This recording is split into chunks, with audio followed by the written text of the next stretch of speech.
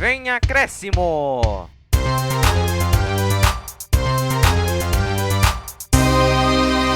Fala pessoal, tudo bem? Começando aqui mais um Vem Acréscimo, seu podcast favorito das suas terças-feiras que você está acostumado a nos ouvir, que é lançado na terça-feira de manhã, porque você pode ouvir no momento que você quiser, pelos nossos agregadores ou pelo YouTube. Então já passou a introdução, já vou começar aqui fazendo o resumo do programa. Começar falando do Palmeiras, do triste eliminação do Mundial, só do Palmeiras, depois essa torcida se divertiu. O Santos, que teve uma semana razoável, com 2 jogos, 2 empates. São Paulo, que não teve jogo, mas a gente já sabe que está sem treinador e está em busca de alguns aí, a gente vai trazer umas notícias a mais.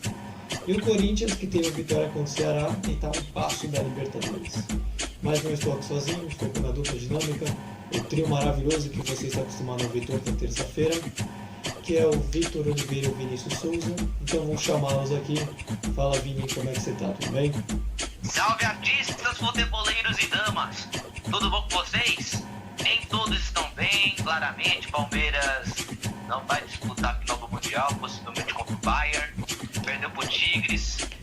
Tristemente dizendo que, cara, temos muita coisa a se falar desse jogo, porque, olha, como é que isso podia acontecer? Logo o Tigres, do México, da turma do Chaves, de um técnico experiente, de um técnico brasileiro que mora há 10 anos no México, indo contra um artilheiro francês, carrasco de nós todos. Fala aí, Vitão, você que também é carrasco nos comentários, tudo bem? Fala, Luiz, Vinícius, meu amigo, meu irmão, meu querido, do meu coração. Fala, pessoal, vocês nos acompanham, tudo bem? Então, hoje, não sei se eu posso dizer, mas é um dia triste, um dia feliz com o futebol brasileiro, um dia triste para os palmeirenses, felizes com os rivais. Diante do que aconteceu hoje, vamos apurar mais para frente o que aconteceu hoje no Mundial, no Catar. Santos tá aí, sofrendo os cacos da Libertadores. São Paulo tá dando alegria ao seu torcedor, porque ele não jogou esses dias. E o Corinthians está aí nas mídias. Então, E aí, pessoal, bora! então vamos lá, vamos começar aqui falando do grande assunto que foi da semana passada, né? Que é dessa semana também, que foi a eliminação do Palmeiras para o Tigres. E a gente vai deixar até um cardzinho aqui, você está vendo no YouTube, que a gente fez até uma live sobre o Palmeiras no Mundial, principalmente. Então vou começar aqui falando da entrevista coletiva da Abel Ferreira, que não está muito feliz, né?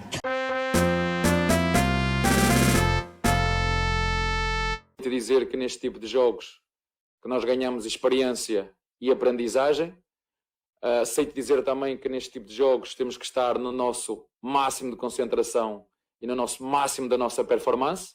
Nós sabemos enquanto equipa que podemos fazer melhor em termos de performance individual, mas acaba por ser, como disse, chegamos aqui com mérito próprio, temos uma boa mescla de gente jovem e gente experiente, mas como disse, mais do que estarmos aqui a arranjar desculpas, assumir que o nosso adversário no geral foi ligeiramente melhor, e volto a repetir, o jogo é decidido por um detalhe de um penalti em que o nosso adversário saca um penalti e acaba por definir o jogo numa bola parada.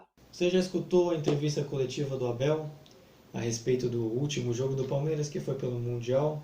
O Palmeiras ainda vai disputar o terceiro lugar, mas foi eliminado e já não vai ter chance de ganhar o tão sonhado título. Mas para falar do jogo, do porquê o Palmeiras não chegou na final, vou deixar o Vitor resumir a partida e falar alguns outros pontos que ele quiser citar. Vitor, a palavra é sua. Pois é, Luiz. O jogo do Palmeiras e Tigres, estava todo mundo falando. Palmeiras é favorito, até eu falei. Com certeza, né? Pelo que tudo isso aconteceu. Mas no futebol, meio que surpreendeu a gente o jogo de hoje. A gente viu um Tigres mais com imposição diante do último jogo, uma troca de passes muito rápidas, bloqueando as laterais do Palmeiras, principalmente Luiz Adriano também, para não deixar ele fazer aquele pivô com a aproximação dos meias. E se viu um Palmeiras muito lento, aquele Palmeiras oscilante, que, né, diante de tudo isso estava jogando mal. Olha, foi bem triste o jogo. A gente queria que o Palmeiras se saísse melhor dessa situação, mas acabou não se vendo. O primeiro tempo me lembrou muito o jogo da final da Libertadores. Aquele jogo truncado, que o pessoal não estava com medo de arriscar, porque se você arriscando, errando num negocinho, o adversário vai lá e faz o gol. Então as equipes estavam muito esperando, não queriam muito arriscar. No primeiro tempo, o Tigres foi melhor do que o Palmeiras. O Palmeiras não conseguiu ficar com a bola, com seus domínios. Aí começou o segundo tempo. O Abel deu uma conversada, tudo, e o que se falou muito foi o meio de campo do Palmeiras, que não funcionou muito na questão da transição para o ataque. E logo aos 6 minutos começou o terror. E o Luan fez o pênalti no Gonzalez. E Gignac, o francês de 35 anos, foi lá e fez o gol de pênalti, 1-0. E a partir desse momento o Palmeiras se viu obrigado a se lançar ao ataque. E basicamente, você comparando o primeiro com o segundo tempo, o que o Palmeiras fez no segundo tempo, depois do gol, era o que ele devia ter feito no primeiro tempo, que era mais jogadas, mais chutes a gol, pressionando mais os adversários. E quem salvou o Palmeiras de um placar mais elástico foi o Everton. No primeiro tempo foi umas 3 defesas difíceis, todas, se eu não me engano, com o Gignac sendo o protagonista. E no segundo tempo foi um jogo de ataque contra defesa e, pela felicidade dos mexicanos, eles saíram com o resultado que lhe garantiram a final do Mundial, e o Palmeiras vai disputar o terceiro e quarto lugar. Isso é um comentário que não estava nem no nosso roteiro, mas eu queria até comentar. Eu acho que hoje os brasileiros vão ter que se contentar, entre aspas, principalmente porque talvez vá ter um novo formato de Mundial, né? Mas hoje o time brasileiro não se equipara ao europeu, né? Eu acho que se o Palmeiras passasse pelo Tigres não ia ganhar do Bayern, mas hoje dá pra ver que os times mexicanos são os grandes rivais dos brasileiros no Mundial, né? Ora brasileiro vai ganhar, ora mexicano vai ganhar, como aconteceu agora. E o europeu se destaca muito acima dos outros. Então, se depois vocês quiserem até comentar um pouco sobre essa situação, pelo menos é que eu vejo, principalmente por causa desse jogo contra o Tigres, pelo bom futebol que o Tigres apresentou nessa partida, e não só na partida, no campeonato até agora. Não, a questão também é, se você for comparar, é um trabalho de 3 meses, um trabalho de 11 anos do Tuca Ferretti. E também o Tigres do México, porque tem o Tigres do México e tem o Tigre da Argentina, né? Só para não confundir, não falar Tigre aqui, não. Tigres. Eles têm um patrocinador muito forte, é um trabalho de 11 anos, e você vê que, se você pegar cada um dos jogadores, eles têm um contrato longo no time. Então, para você ver a filosofia do time, eles fazem um trabalho de longo prazo. Você vê, por exemplo, o Gignac. O Gignac está desde 2015 lá no Tigres. Ele estava lá no Olympique de Marseille. Então, para ele vir da França e vir para o México e ficar 5 anos, quer dizer que o trabalho é de longo prazo, o projeto. E pelo que eu apurei, assim, o que ele ganhava lá na França é o que equivale aqui no México. E se eu não me engano, também que eu apurei, eu acabei ouvindo, o Gignac, ele tá no Tigres porque ele veio passar as férias no México, enquanto ele jogava na França. Ele veio passar as férias no México, e aí rolou um interesse, assim, uma proposta, aí acabou com que ele ficando no México esse tempo todo, até agora. Essa curiosidade que eu consegui escutar e acabei entendendo, e estou reportando aqui no podcast. Não, certíssimo. Mas a gente também não pode deixar de citar também que é o fim do sonho, né? O Palmeiras tem um tão sonhado sonho, tão sonhado desejo de conquistar o Mundial de Clubes, para acabar com o meme, para que possa ter um título da grandeza que o Palmeiras tem também. mas não fica por aqui, né? Então, pô, tu acha, assim, você acha, Vitor, que o peso do Mundial pesou para os jogadores nessa partida? Você acha que isso pesa para o jogador? Saber que o Palmeiras é uma chacota, tem piada para o Mundial e isso pode atrapalhar o jogador em campo, por exemplo? Sempre existe essa zoeira, essa brincadeira entre os rivais, tudo, para desestabilizar, mas eu acho que o Palmeiras não tem nada perdido, não, porque o Palmeiras ganhou o Paulistão, ganhou a Libertadores, o Mundial não deu, mas visando daqui a alguns dias, ele tem a final da Copa do Brasil. Então, eu acho que o trabalho está sendo bem feito e não tem nada perdido. Eu acho que só foi agora um percalço no caminho. E, assim, a gente poder resumir, o que faltou pro Palmeiras para passar do Tigres? Se a gente pudesse olhar assim, você fez o resumo do jogo, mas se pudesse cravar, não em uma frase ou talvez uma boa explicação, o que faltou pro Palmeiras para ter chance de passar? Se pudesse... Faltou mais imposição. E foi aquela questão que eu falei, do nervosismo, do frio da barriga e do psicológico. Eu acho que foi isso que atrapalhou o Palmeiras.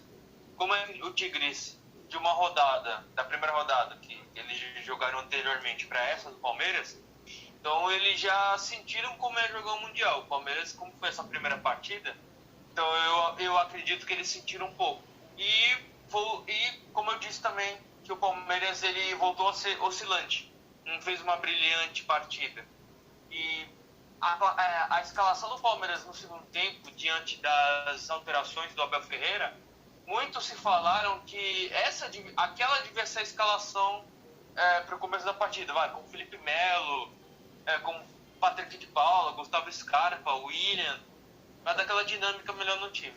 Então, e os mexicanos, catimbeiros, foram lá e fizeram o resultado. Então, eu creio que esses foram os fatores para o Palmeiras não sair vencedor da partida.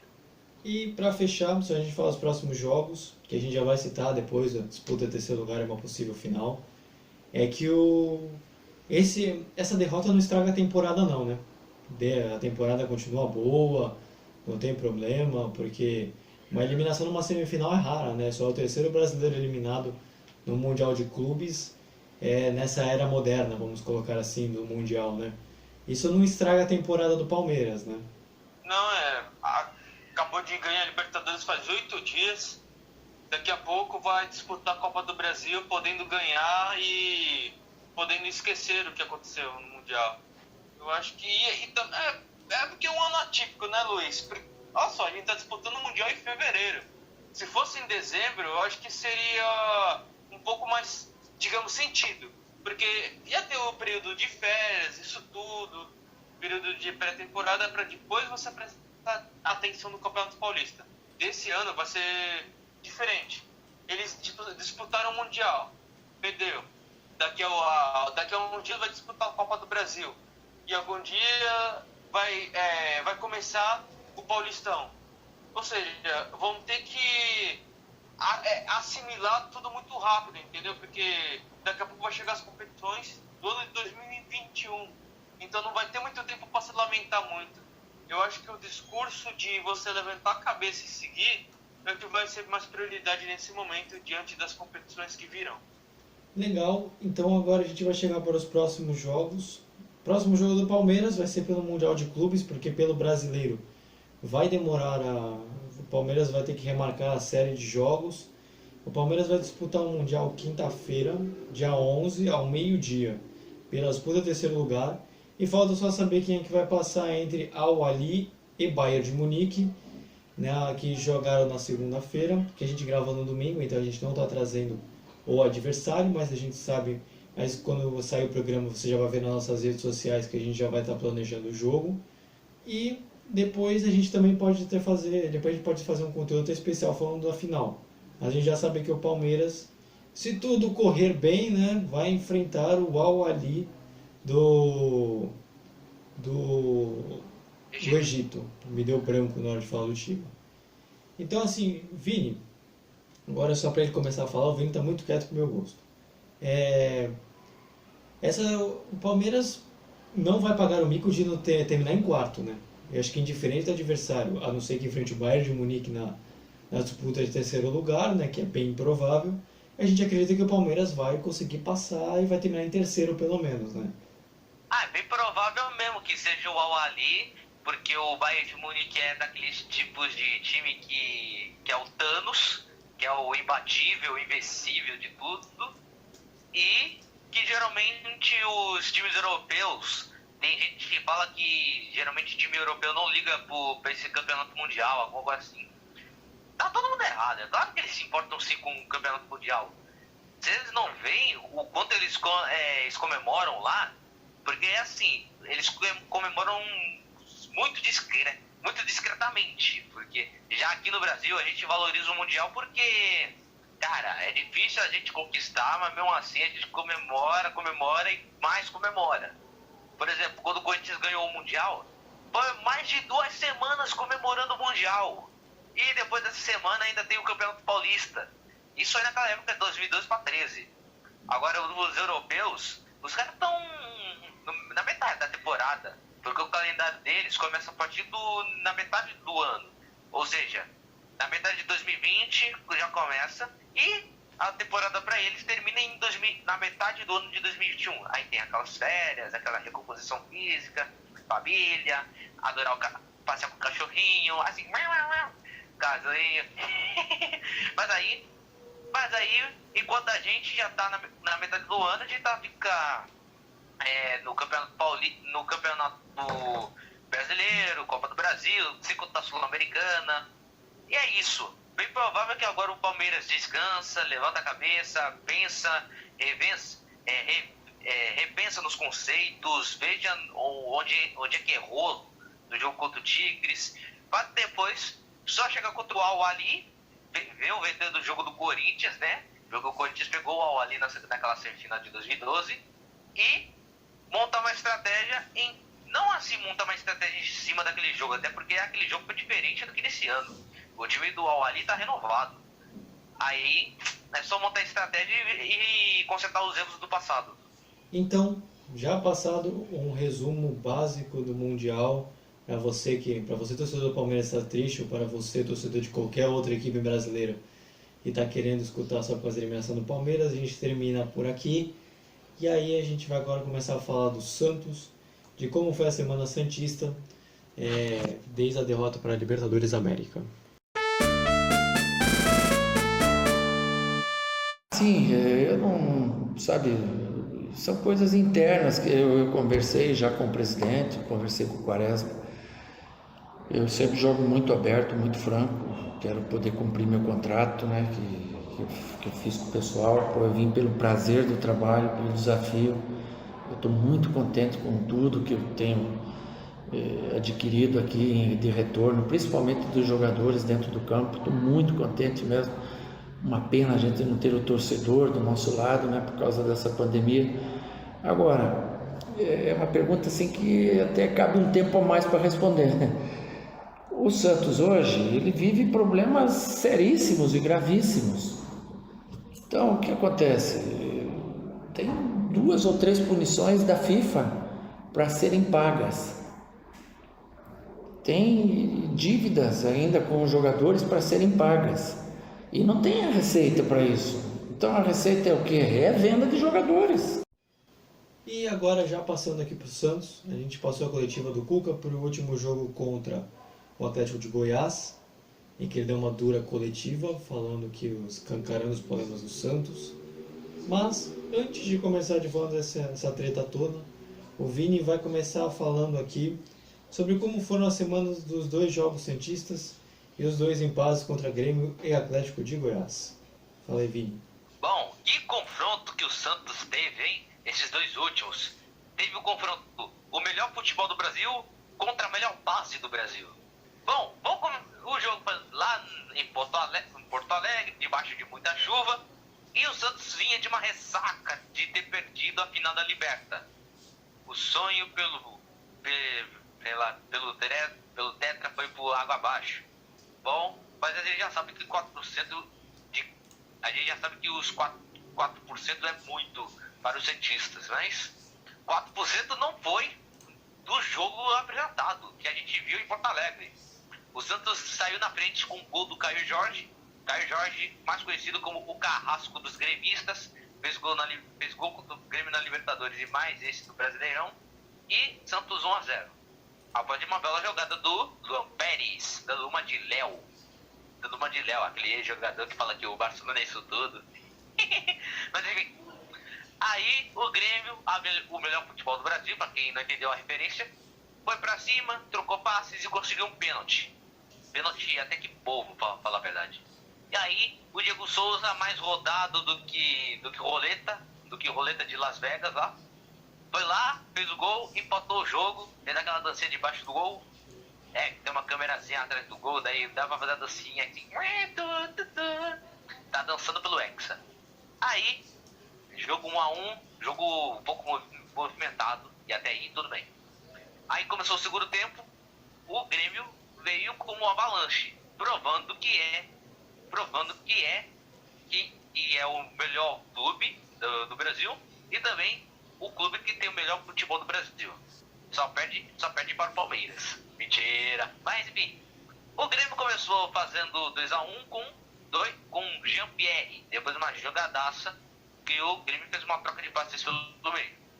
Uns minutos depois, a façanha do Grêmio continuou a mesma. Foi troca de passes pelo meio, de novo pelo meio, e quem fez o gol da vez foi o PP. 3-1 pro Grêmio. E o Santos se via como um time sem reação, tava vendo que tava perdendo posição, viu que não buscava ânimo, começou a fazer alterações. Quer dizer, o Cuca começou a fazer alterações. E o Santos começou a achar seus gols em pênaltis. E os gremistas ainda estão reclamando desses pênaltis que o juiz está dando pro Santos. O primeiro pênalti, a bola bateu no braço de um jogador aí do Grêmio, que eu não sei o nome do cidadão, não sei nem o CPF. Aí, foi o Arthur Gomes ou o Lucas Braga, agora deu branco. Mas enfim, um jogador do Santos foi lá e fez o segundo gol, foi 3-2. Foi o Arthur Gomes, a produção me confirmou. Só que aí, quando a gente estava chegando nos acréscimos, mais um pênalti pro Santos. E dessa vez, o juiz foi lá olhar no VAR. Aí os gremistas ficaram na bronca do juiz porque um lance precisou olhar no VAR e naquele outro não precisou. Mas é aquilo, o juiz, quando tem a sua convicção em campo, ele não precisa olhar o VAR. Até porque o VAR confere, confirma que foi pênalti e nem precisa dar instrução nenhuma pro juiz para dar uma olhadinha. Olhadinha, essa pessoa falante, né? Mas nesse lance ele precisou dar uma olhadinha porque o campo de visão dele estava coberto. Aí foi pênalti pro Santos e o Madison converteu. 3-3, um empate para cada um. E o Grêmio bateu um recorde de 17 empates no campeonato. Nossa, 17 empates é quase um primeiro turno no Campeonato Brasileiro, gente. 17, olha isso. Mas 3-3, um pontinho, o Santos perdendo posição e a situação só tá piorando pro time santista. Não tá tão pior assim porque o Santos não tá brigando mais por rebaixamento, até porque atingiu seus pontos necessários para não brigar pelo rebaixamento. Aí pegou o Atlético de Goiás, também fora de casa. Aí o Santos, como sempre, jogou mal, trocou passes, permitiu a chegada dos adversários. E também, mais uma vez, o Santos tá com esse probleminha com pênaltis, hein? Tá fazendo gol de pênalti e tá tomando gol de pênalti, olha isso. O Santos tá tendo um probleminha com essa raiva do pênalti, hein? Cuidado, isso pode afetar na reta final do Brasileiro. O Atlético Goianiense fez um gol de pênalti com o goleiro Jean, o goleiro artilheiro do campeonato. Marcou o quinto gol só nesse campeonato. E o Santos novamente não teve reação, assim como no jogo do Grêmio. Assim, diferente do jogo do Grêmio, que conseguiu 2 gols graças aos pênaltis marcados, com a bola rolando era só por Deus mesmo. Cuca mexia no time e nada acontecia. E tanto é que o Santos bateu no juiz que deu um pênalti que pra falar a verdade eu não vi pênalti naquele lance. Mas Marcos Leonardo foi lá, converteu 1-1, jogo chato.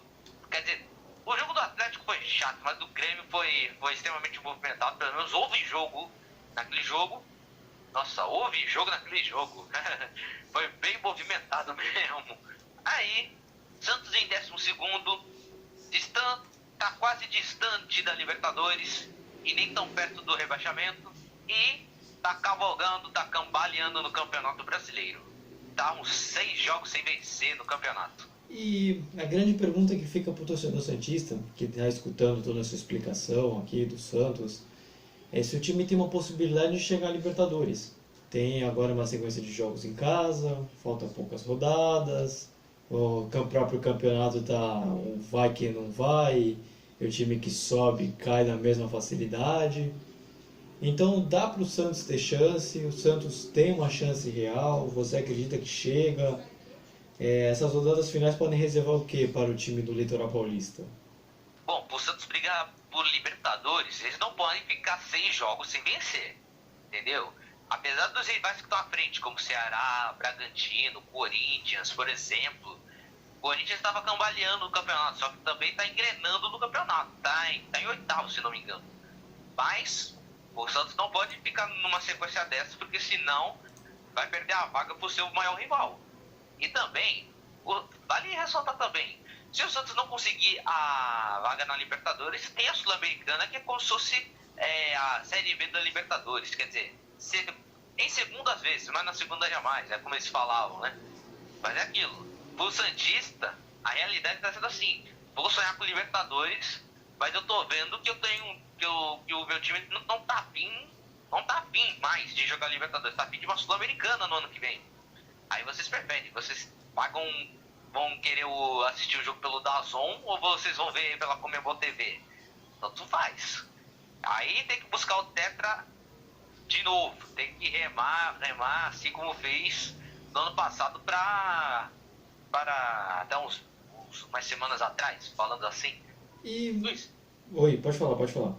não, uma coisa que eu tava prestando atenção enquanto o Vinícius falava, dessa coisa de vaga de Libertadores, pré-Libertadores, eu penso numa relação assim: se você conseguir vagar no Libertadores, ótimo, beleza, objetivo alcançado. Mas se você não consegue a vaga, tu fica triste, mas você fica assim, no pé da orelha. Pô, a gente não foi, então a gente não vai ter que apressar as coisas pra conseguir. Tipo, vai dar tempo de olhar o elenco, vai dar tempo de planejar melhor, não vai ter nada apressando. Não sei se você me entendeu. Sim, eu entendi. Porque quanto mais competições você ir, mais você vai ter que estar preparado, mais vai ter que se acelerar para fazer as coisas. Que nem aconteceu nesse último calendário do Palmeiras, que o Palmeiras estava sendo castigado pelo próprio sucesso. Eram 3 competições e o time jogando, assim, não tinha tempo para sentar, para descansar, era muito jogo. Então era nesse sentido que eu estava dizendo do Santos. Se o Santos conseguir a vaga na Libertadores, beleza, objetivo alcançado. Mas será que vai ter tempo para planejar?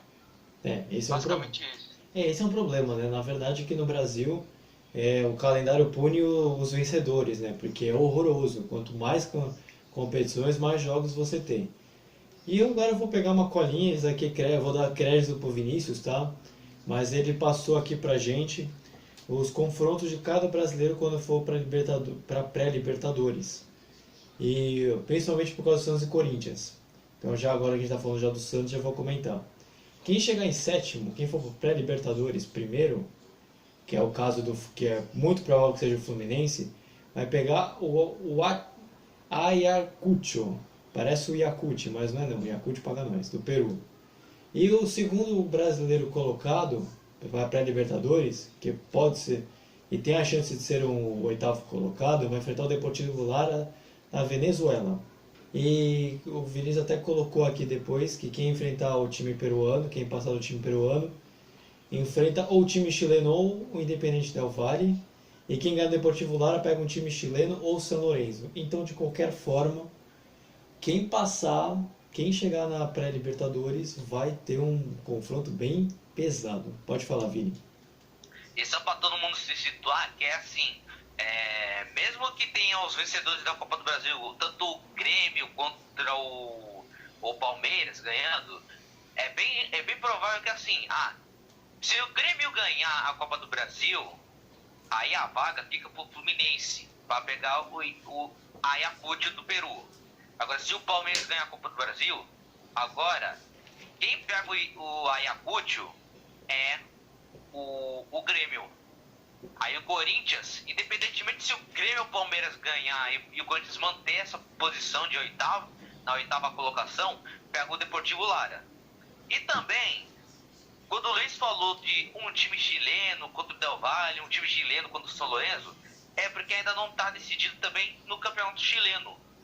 Entendeu? Alguns dos clubes como a Universidade Católica, a Universidade de Chile mesmo, e até outros times como Cobresal, desses times aí, eles ainda estão disputando. Então, é por isso que ele falou, um time chileno aí que pode ir na pré-liberta.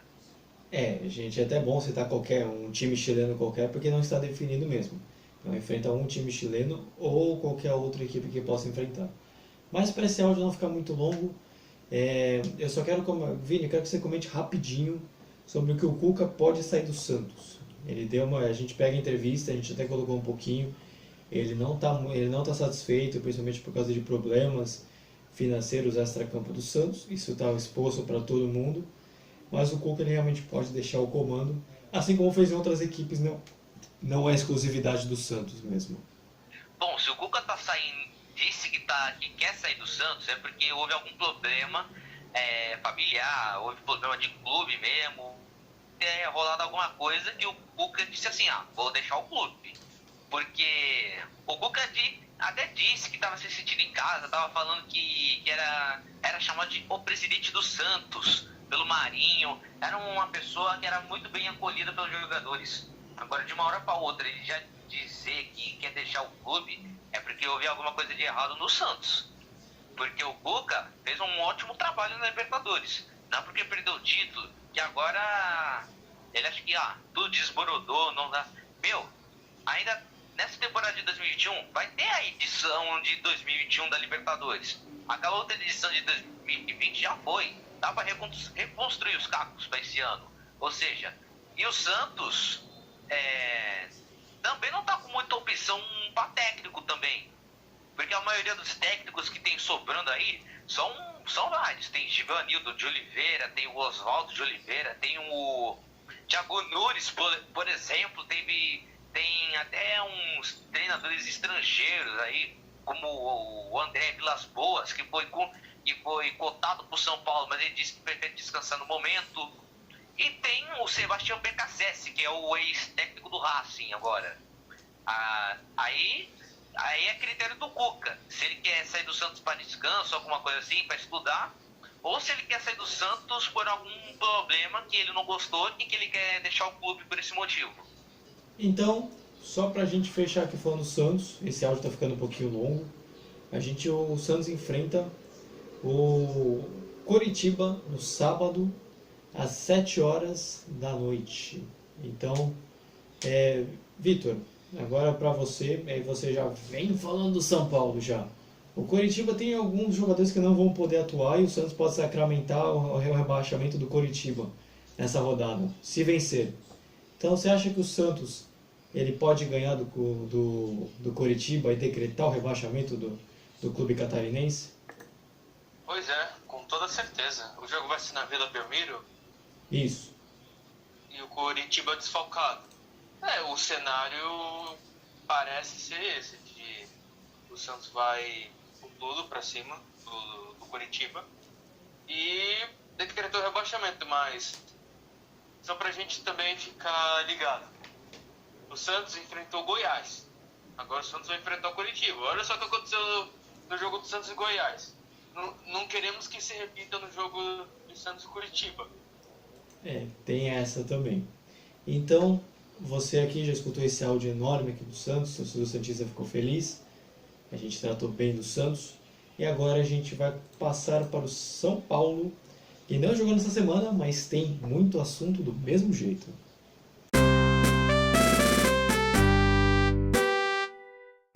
Agora falando aqui do São Paulo, diferentemente do que você está acostumado, do nosso padrão que a gente coloca, a gente gosta de colocar uma frase de um treinador, depois começar o assunto. Dessa vez não vai ter começar falando de jogo, porque o São Paulo não jogou, e não vai ter voz do Diniz, porque também o Diniz também não é mais treinador do São Paulo. Então, a gente está lançando esse podcast terça, a gente grava domingo, pode ser que muita coisa se atualize, o futebol se atualiza muito rápido, mas a gente vai trazer o que tem de mais atualizado no momento para falar sobre o treinador do São Paulo. O Vitor aqui, nosso setorista, cobre tudo do São Paulo, fica tudo de olho com a lupinha aqui dele do São Paulo. E eu queria que ele comentasse sobre o que o São Paulo está sem treinador. O Diniz foi demitido a gente comentou até na live. A gente vai passar aqui vários cards para você, não só da nossa live, de outros podcasts nossos.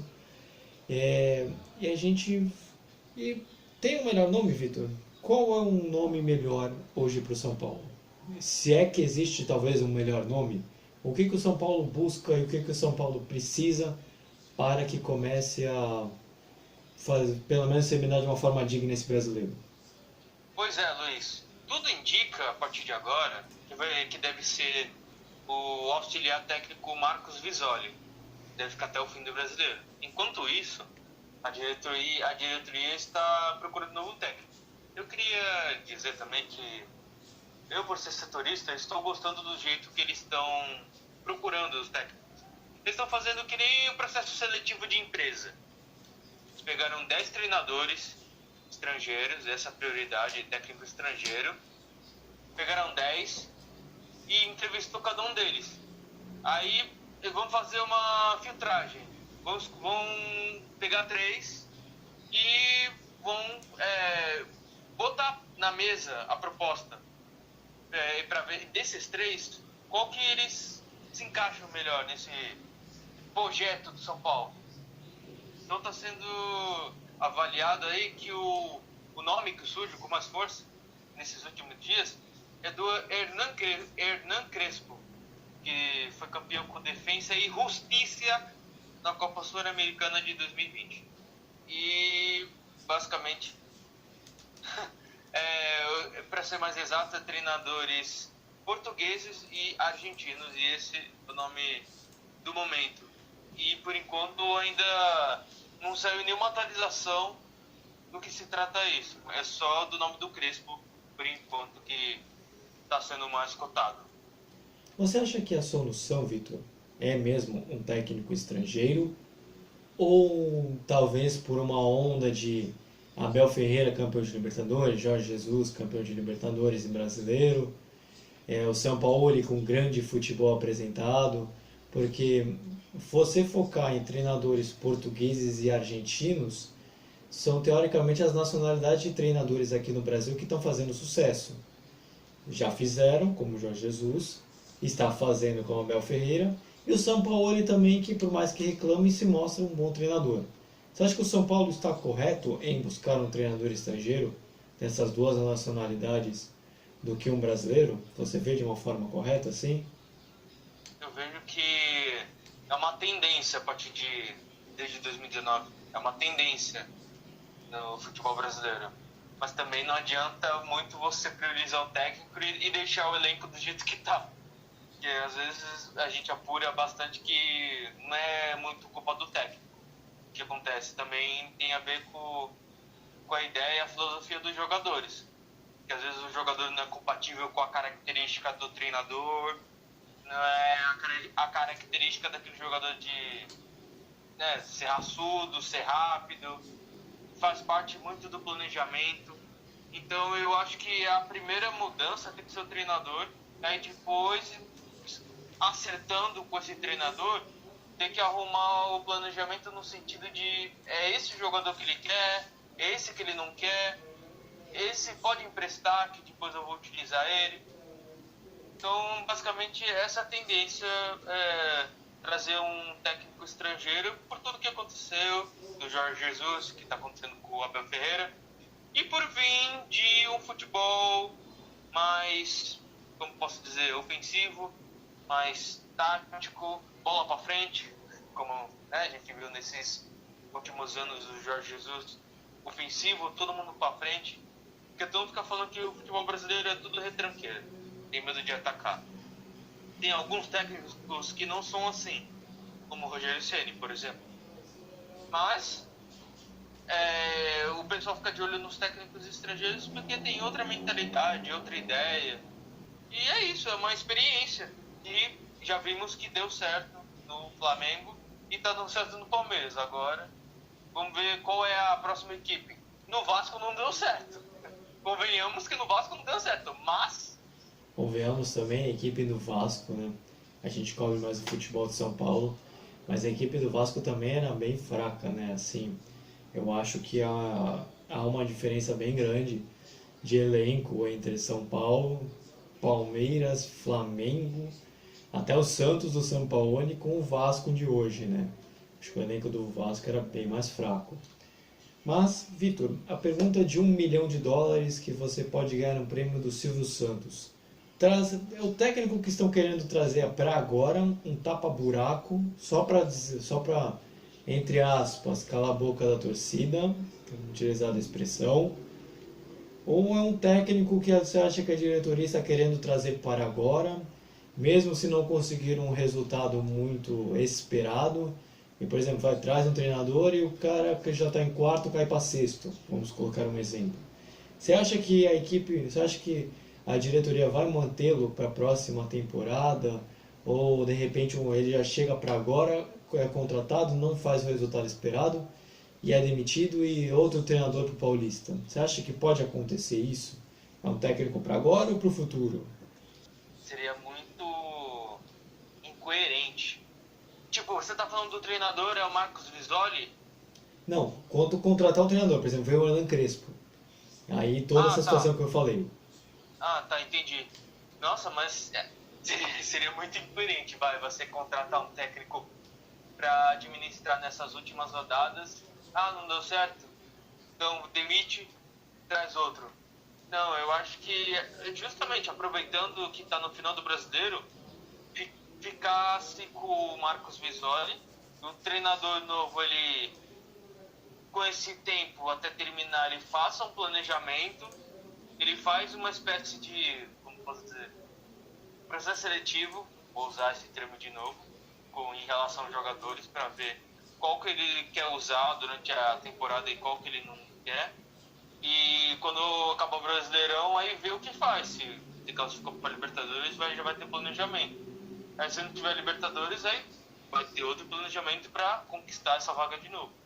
Mas convenhamos que ia ser uma tragédia o São Paulo não se classificar para a Libertadores diante do que tudo aconteceu nos meses passados.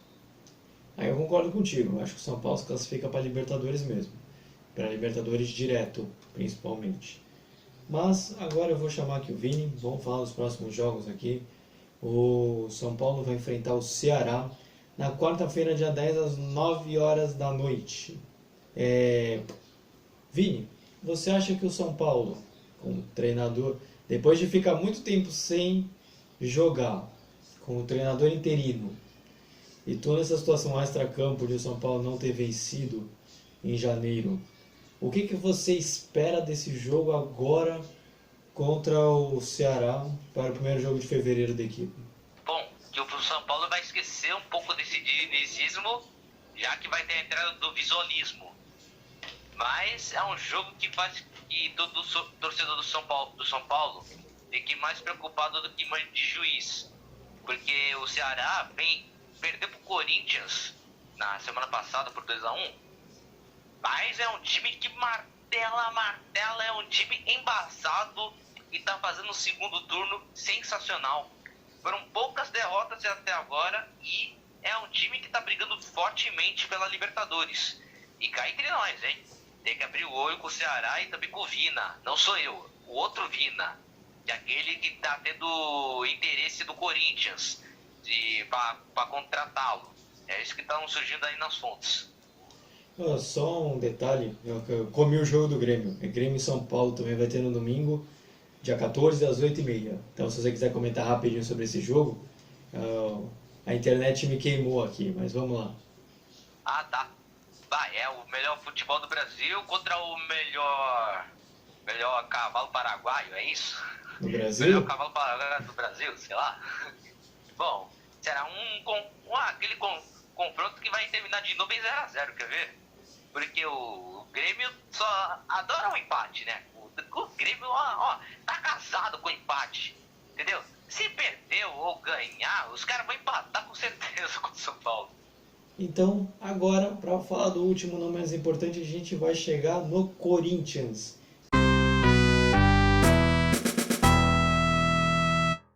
Boa noite a todos, boa noite, Flávio. O jogo era muito importante porque nós sabíamos que era um adversário direto nessa nossa luta, né, nesse nosso segundo objetivo, e era de fundamental importância que nós chegássemos a uma vitória que nos daria a chance de sair daquele bloco dos times de 5 ou 6 times ali na faixa de 45 pontos. Então ela é uma vitória que acaba fazendo com que a gente se distancie, mesmo com uma vitória, mas já é um distanciamento melhor do que você ficar ali embolado, né? Eu vi um jogo extremamente difícil. O Ceará é uma boa equipe que tem velocidade, tem força, muito bem armada. E sobre o jogo, a gente decidiu, em cima da estratégia da partida, aquilo que nós vimos em relação ao que a equipe do Ceará mais sentia no jogo, que era a velocidade. E agora sim, tem entrevista coletiva, a gente vai pegar a entrevista do Mancini. Ele falou depois do jogo contra o Ceará.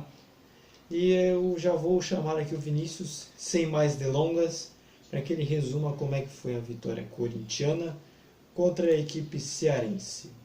Vai, Corinthians! Olha o Corinthians aí se recuperando depois de umas derrotas aí. O mancinismo voltou, compadre. Bom, até nesse momento, como vocês já sabem, os adversários da Liberta já foram definidos, né? E também das fases pré. Mas quem que é mancinismo preocupado com o adversário, meu compadre? Pode chegar a qualquer um que a gente mata no peito. Assim como aconteceu com o time do Ceará. Enquanto isso, na Arena Farmacêutica, a Neoquímica Arena, Corinthians recebeu o Ceará em plena casa, tentando engatar pelo menos uma vitória, porque estava vindo de péssimos resultados. O Corinthians começou bem, quer dizer, tomando gol de escanteio inclusive, gol do Fabinho, gol do Ceará, após o cruzamento daquele jogador, daquele homem, que está sendo cotado até de jogar no Corinthians, daquele homem que nunca duvidou do seu potencial e está jogando uma barbaridade, que é o Vina. Aí, Ceará 1x0, e aquele fantasma das derrotas não saía de perto pro lado do torcedor corintiano. O jogo ficou mais amarrado do que meu cadastro. E o Corinthians mal conseguia jogar, mal conseguia trocar passes. E aí, o VAR recomendou que o juiz analisasse um lance. Que foi um lance até que esquisito, que foi uma disputa de bola entre o Klaus, o Santa Claus, para dizer a verdade, Papai Noel em português, contra o Gabriel, volante, dando uma de guerreiro. Não, mentira, dando uma de Romero. Não, dando uma de Gabriel mesmo. E aí, o juiz foi lá, conferiu o lance, deu pênalti pro Corinthians. E quem bateu foi o professor Xavier, o Fábio Santos. Fábio Santos, o tio Chico da família Adams. Fez o gol, empatou o jogo. Corinthians 1x1. Momentos depois de ter falado que o Fábio Santos não tinha um ótimo aproveitamento com pênaltis, de 18 cobranças ele só perdeu 1. Corinthians, depois de uma jogadaça do Mosquito, o Pernilongo enfrentou o zagueiro Inseticida e cruzou para o Leonardo Natel. Léo Natel, em São Paulo, jogador do Corinthians. 2x1, gol da virada, 3 pontos à vista.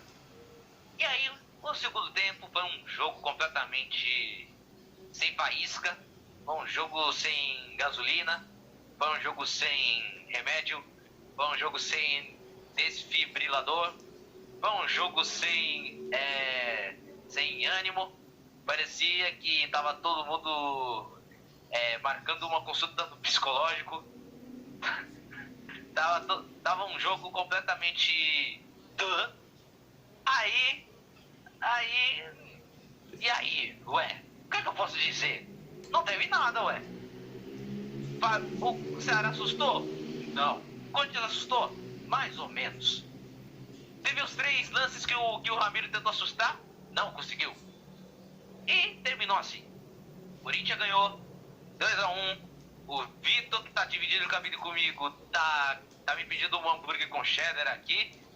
E é ele que tem que pagar minha janta, inclusive. E o Corinthians agora tá sonhando alto com a vaga na pré-liberta.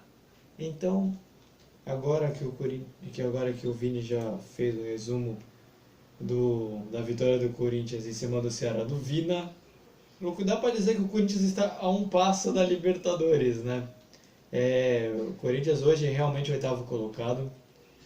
Vi na tabela, enquanto você comentava sobre a posição do Corinthians, o Corinthians realmente está em 8º. Se o campeonato acabasse agora, era o time que ia para a pré-Libertadores, caso o Grêmio tivesse vencido a Copa do Brasil. E o Corinthians vai fazendo uma recuperação interessante ao longo do campeonato e seria premiado. Então, para o Corinthians, o que o Corinthians precisa fazer? É só manter a pegada ou precisa fazer mais para que consiga se manter, pelo menos, chegar numa pré-Libertadores América? Já que provavelmente chegar na Libertadores mesmo vai ser bem difícil. Bom, pro Corinthians, o Corinthians deve manter a mesma pegada. Deve continuar nesse mesmo esquema, estratégia, imposição sobre o adversário, inclusive. E o que o Corinthians agora pretende, agora para 2021, é enxugar o elenco e dar uma olhada nos reforços. Que é essa mentalidade do Corinthians que ninguém gosta, né? Que é enxugar o elenco e comprar um jogador que fez uma temporada ou comprar um jogador medalhão que fez uma temporada no antigo clube que ninguém conhece, ninguém que nunca tinha visto. E aí tem que fazer umas coisas que o Andrés deixou de fazer no seu último mandato, né? Já que o novo presidente é o Duílio Monteiro. E já surgiu alguns rumores que, assim, falando de reforços, o primeiro eu já falei, que é o Vina despertando o interesse do Corinthians. Sem contar também que o Corinthians ainda analisa também empréstimos, analisa a possibilidade de um jogador que agora, caramba, como é que é mesmo? A volta do Marquinhos. Vocês sabem do Marquinhos, né, que tá no Sport. O Marquinhos do Sport é que tá fazendo uma temporada boa no Sport, mas nunca se sabe se ele pode voltar no Corinthians. Sem contar também que tem o Janderson, que tá no Atlético Mineiro. E também a produção tá falando assim, mas e o Gignac? O Gignac foi o sonho antigo do Corinthians, não houve proposta assim, só houve boatos que assim, que ele poderia sim jogar no Corinthians, mas se houve proposta, se houve alguma coisinha, alguma conversa, nunca saberemos, inclusive. A produção tá falando assim, mas ele colocou vai Corinthians e não sei o quê. E daí? Ele não pode falar? Não vai Corinthians, não vai Santos, não vai São Paulo por aí? Talvez, né? Nunca saberemos se ele queria mesmo jogar no Corinthians ou se o Corinthians nunca fez proposta para ele. Mas quem sabe um dia ele pode jogar no Corinthians. E também, sem demais, o interesse do Corinthians no Dentinho, que tá no Shakhtar Donetsk. Mas tem possibilidade de ele voltar, sim. Mas o Corinthians precisa também se reforçar nos jogadores de ponta. Como, por exemplo, o Corinthians está analisando a situação do Nicão, do Atlético Paranaense, que é um jogador de ponta, mas surgiu esse boato. Mas a torcida do Corinthians já está reprovando o Nicão, porque eles querem mais o Vina do que o Nicão, por causa da questão da idade. Por exemplo, o Nicão, ele é 1 ano mais velho do que o Vina, só para o nosso espectador ter noção do bagulho.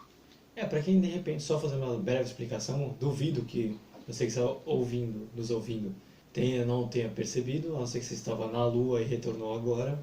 O Gignac, ele fez uma publicação marcando o Corinthians, né, depois da classificação no Mundial.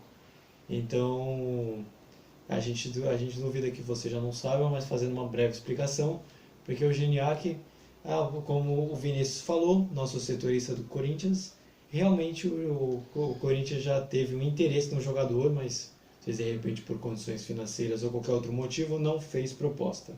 Mas, Vini, o Corinthians ele começou muito mal a temporada, não muito mal porque chegou na final, mas começou com o rock and roll de Thiago Nunes, que não deu certo, chegou a flertar e a ficar na zona de rebaixamento por breve período, muito pouco. E depois engrenou e tem a possibilidade, eu acho que é o time mais cotado para chegar na pré-Libertadores da América. O que esperar? É um fim de temporada bem interessante para o time que há tempos atrás não esperava nem chegar talvez a uma Sul-Americana, né? Talvez. Porque então para o Corinthians é uma boa finalização de temporada, né? Caso consiga consagrar a vaga na Libertadores e a 8ª colocação. O objetivo do Corinthians inicialmente era sim brigar por título e Libertadores. Mas no início do Brasileirão, estava lutando contra o rebaixamento, isso com o Thiago Nunes. Chegou o Mancini, saiu do rebaixamento e de novo está sonhando alto. Mas vai sonhar de novo com pré-Libertadores. Logo pré-Libertadores, logo com o Corinthians, que tem pesadelos até hoje, com o Tolima e com o Guarani. Mas pelo menos como os adversários já estão definidos, então os corintianos ficam mais calmos. Porque independentemente se eles se classificarem em 7º ou em 8º, eles vão ver que vão pegar, digamos assim, adversários fáceis. Por exemplo, o Deportivo Lara. O Corinthians já enfrentou o Deportivo Lara 4 vezes. 4 vezes. A primeira vez foi em Itaquera, em 2018, quando o Corinthians ganhou de 2-0, isso na fase de grupos. Na Venezuela, o Corinthians goleou por 7-2, naquele jogo onde teve um caos, era torcida jogando objeto no campo, ferido do jogador. Foi assim, 7-2 na Libertadores. No ano seguinte, o Corinthians enfrentou o Deportivo Lara de novo, só que na Sul-Americana, venceu em São Paulo por 2-0 e fora de casa ganhou de 2-0. E agora pode ter mais uma chance do Corinthians manter esse 100% de aproveitamento contra o time venezuelano. Agora já o time do Ayacucho do Peru, aí será a primeira vez da história que o Corinthians vai pegar um time peruano como o Ayacucho. Bom, se o Corinthians quiser jogar Libertadores, é só manter o nível, a estratégia e também trazer reforços de peso para jogar Libertadores e não para jogar Sul-Americana. Até porque tá quase impossível do Corinthians perder essa vaga da Libertadores também. A não ser que acontece uma bomba e pá, faz que o Corinthians fez assim. Vocês não vão para Libertadores, vão para Sul-Americana, que tá mais fácil aí. Pá, então em pá e chega o... Fala, pode falar. E também esqueci de uma coisa. A gente não comentou o jogo todo, assim, sobre a Sul-Americana, assim, o que aconteceu na Sul-Americana. É que, assim, a partir deste ano, a Sul-Americana vai ter um formato novo. Ultimamente, a Sul-Americana estava com um formato eliminatório, assim como a Libertadores, por exemplo. Todos os times, assim, os brasileiros, argentinos, uruguaios, peruano, venezuelano, todos os times, todos eles, os mais ou menos colocados em seus campeonatos, se enfrentavam na Sul-Americana. Até aí tudo bem. Só que era dividido em 3 fases e depois tinha 8ª, 4ª, semis e final. Agora a Sul-Americana está diferente. Tá que nem Libertadores de alguns anos do que essa edição, esse formato atual. Como assim? Libertadores dos outros anos, assim. A Sul-Americana agora tá adotando formato assim. Vai ter fase pré, vai ter fase de grupos e quem se classifica. E para se classificar, você tem que ficar em primeiro do grupo, ou seja, um grupo vai ter 4 times, ou seja, só um vai se classificar e esse primeiro do grupo vai ter que enfrentar alguém que vai ser eliminado na fase de grupos da Libertadores, na próxima fase. Esse está sendo o novo formato da Sul-Americana. Então, o Santos tem que abrir o olho porque atualmente está na posição de Sul-Americana. Realmente. E agora eu vou chamar o Vitor, que a gente vai fechar a parte dos clubes que a gente vai tratar nos próximos jogos do Corinthians. Que hoje vai ser 2 jogos, que vai ser contra o Atlético do Paraná em Itaquera. Itaquera não, é o Química Arena, é o Itaquera bairro. E contra o Flamengo no Rio de Janeiro. Então, Vitor, o que esperar desses 2 jogos do Corinthians? O que esperar? O Corinthians, ele pode embolar o campeonato, olha só, porque são 2 confrontos importantíssimos que podem influenciar no Campeonato Brasileiro, em termos de colocação. Se você ver primeiro Corinthians e Atlético Paranaense, ou seja, é um rival do Corinthians em termos de tabela. E o Atlético nessas últimas rodadas tem ganhado, tem feito bons resultados, tem vendido caro os seus resultados. Tá na mesma vibe que o Corinthians, pensando em Libertadores. Então, são 2 equipes que têm o mesmo objetivo. Agora, Corinthians e Flamengo, olha só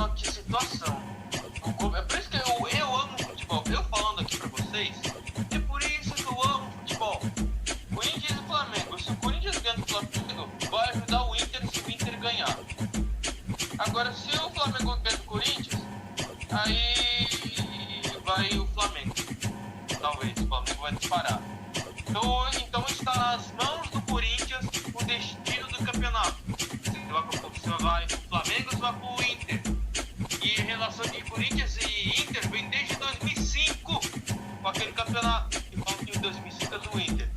Então, eu prevejo dias de bons futebols, bons jogos, com destino nas mãos do Corinthians. Olha só que responsabilidade.